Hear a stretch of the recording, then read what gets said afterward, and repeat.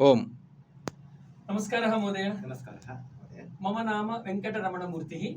अहम् अत्र विजयवाटिकायां वसामि। संस्कृतभारत्याः कार्यकर्ता अस्मि। भवतः शुभनाम किम्?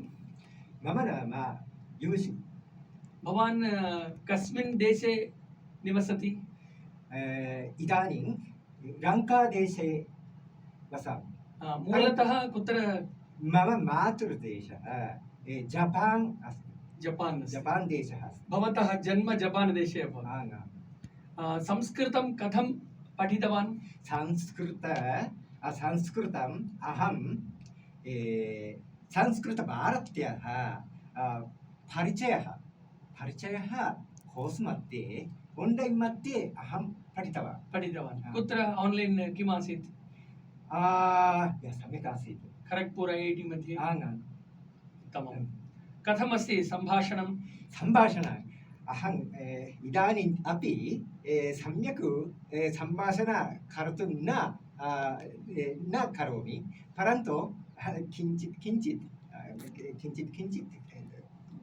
अभिवृद्धिम् इच्छा अस्मि। अग्रे पठितुम् इच्छति वा? अहं पठितुम् इच्छामि। उत्तमं। मूलतः भवतः सिद्धान्तः कः? किं प्रचारं करोति? कस्य प्रचारं करोति? सम्भाषणं कर्तुम् इच्छामि। शास्त्रं सम्यक् पठितुम् इच्छामि। रेसिटेशन्, श्लोकं, सुभाषितं, गीतान् सम्यक् वक्तुम् इच्छामि। जपान् देशतः भारतदेशम् इदं प्रथमवारम् आगतवान् वा पूर्वमपि आगतवान्? प्रथमवारम् आगतवान्। अस्तु, महान् सन्तोषः। उत्तमं। भवताम् आगमनेन वयं सन्तुष्टाः। अतः किमपि संस्कृतविषये वदतु। अहमपि सम्यक् अस्मि। संस्कृतभारते अहं सम्यक् आगन्तुम् इच्छा आसीत्। अद्य